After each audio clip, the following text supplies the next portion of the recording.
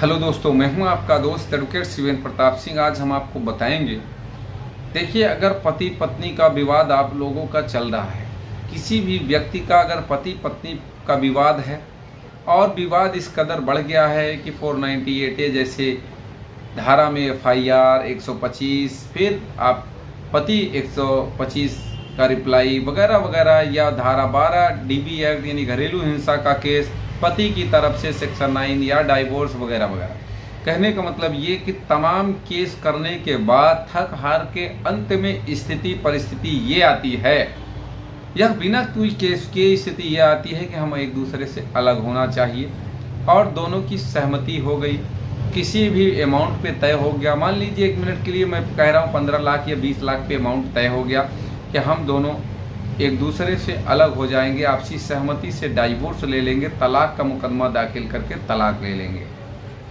तो ऐसी स्थिति में क्या तलाक ले लेना चाहिए, या यूं कहें कि किन किन शर्तों के साथ तलाक होना चाहिए। दूसरी बात ये कि तलाक लेते समय या पैसा देते समय किन बातों का ध्यान रखना चाहिए, किन किन सावधानियों का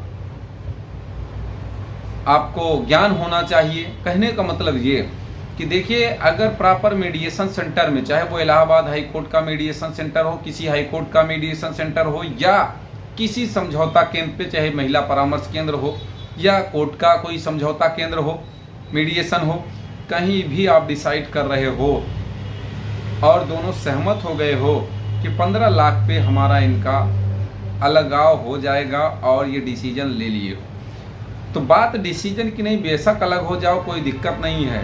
पति को उस पैसे को कब देना चाहिए, किस शर्त पे देना चाहिए, ये इम्पोर्टेंट बात होती है। कभी कभी आपने ये भी सुना होगा कि जब डाइवोर्स 13B का मुकदमा दाखिल होता है, पहली किस्त में 5 लाख ले ली दाखिले समय में, और फिर बाकी जब डेट लगी तब ले ली, या जब बयान होना है तब ले ली। मान लिया जाए 1 मिनट के लिए कि मान लो दाखिले में तो 5 लाख उसने ले लिया, 1 मिनट के लिए ये भी चीज़ें समझ लो कि दाखिले में 5 लाख ले गई, उसके बाद वो आई ही नहीं, तो क्या होगा, उस डाइवोर्स पिटीशन का तुम्हारा क्या होगा, अंत में वो खारिज हो जाएगी। क्यों खारिज हो जाएगी? क्योंकि वो आपसी सहमति से तलाक की डिग्री मिलेगी। अब जब एक पक्ष आ ही नहीं रहा है तो फिर तलाक कैसे होगा? दाखिले के बाद अगर पार्टी लेके पैसा गबन करके भाग गई, या यूं कहें कि दाखिले के टाइम पे ही कभी कभी पार्टियां ये भी कर लेती हैं, मुझे एक मुफ्त पहले ही किस्त में ड्राफ्ट चाहिए, या मेरे खाते में पैसा चाहिए, या जो भी है मुझे कैश चाहिए। तो अगर पहली ही डेट पे आपने पैसा दे दिया, उसके बाद वो नहीं आई, तो आप कर क्या सकते हो? फिर झामताम तो आपका बढ़ ही गया। अच्छा, कुछ ग्राउंड्स मैं आपको बता दूं जो लिखना बहुत ज़रूरी होता है, भले ही धारा 13 फाइल कर रहे हैं, धारा 13B, ये फाइनल एलिमनी की बात जरूर लिख दें कि जो हमारा इनका समझौता जितने भी रुपए पे हुआ है, इसके बाद किसी भी तरह से तलाक के बाद ना ये कोई मुकदमा कर सकती मेरे ऊपर, ना मैं इनके ऊपर, ये अपनी लाइफ जिए, मैं अपनी लाइफ, ये कॉमन सी बातें होती, ये लिखी भी जाती हैं।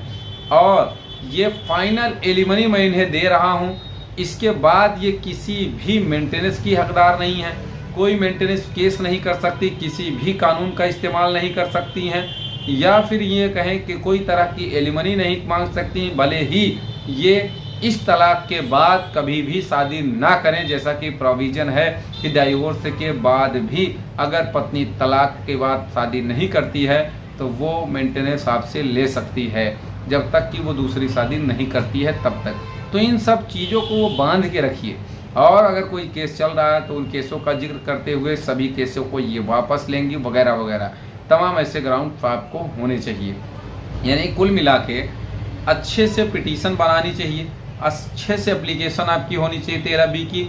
उसके बाद और पैसा देने की शर्त मैं जो बता रहा हूँ, उसी शर्त पे आप दीजिए कि आप कोशिश ये करिए, देखिए पति पत्नी है, तलाक ले रहे हो तो ईमानदारी से तलाक लो। सीधे आप कहिए कि जिस दिन आपका बयान होगा आप तलाक का मुकदमा दाखिल कराओ। देखो, दाखिल करने से तलाक हो नहीं जाता, चाहे पति हो चाहे पत्नी हो, जब तक दोनों का बयान नहीं होगा। तो जिस दिन बयान होगा उस दिन माननीय न्यायालय में माननीय न्यायमूर्ति जज साहब के सामने आप पैसा दोगे, रिसीव कराते हो, उसमें फाइल पे लिखा जाएगा इतना पैसा लड़की ने प्राप्त किया। उसके बाद तुरंत बयान दो, तुरंत जाओ घर, तो आपका पैसा भी बच गया, आपका काम भी हो गया। पैसा बचने का मतलब जो पैसा आपका जाने वाला था, बचने का मतलब बर्बाद नहीं हुआ। आप मान लो 50 लाख पे समझौता कर लिए, 20 लाख पहली बार में दे रहे हो, और 20 लाख के बाद अगर वो नहीं आती है तो आप क्या कर लोगे? फिर मुकदमेबाजी शुरू। एक बार तो 20 लाख उसको मिल गया मोटी रकम से, उसी से वो मुकदमा लड़ेगी। तो इन सब चीज़ों को माननीय इलाहाबाद हाई कोर्ट में मीडिएशन सेंटर में एक क्लाइंट हमको मिले, उन्होंने यही कहा कि मेरा 50 या 60 लाख पे शायद समझौता हो रहा था, अब 25 लाख उनको पहली किस्त देनी थी, डीडी जमा करनी थी। अब भाई 25 लाख तो उनका चला जाएगा, उसके बाद अगर वो केस कर देती या नहीं डाइवोर्स लेती है, नहीं बयान देती, तो वो कर क्या सकते हैं ये बताइए? क्या कर सकते हैं? फ्रॉड का केस करेंगे, 340 लगाएं, कुछ भी लगा लो भैया, और उलझ जाओगे और परेशान हो जाओगे। तो उम्मीद करता हूँ, आशा करता हूँ आज का यह वीडियो आपको बेहद पसंद आया होगा।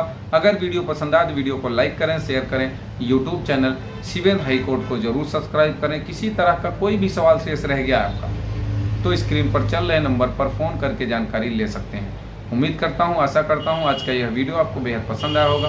अगर वीडियो पसंद आए तो वीडियो को लाइक करें, शेयर करें। यूट्यूब चैनल सीवेन हाई कोर्ट को जरूर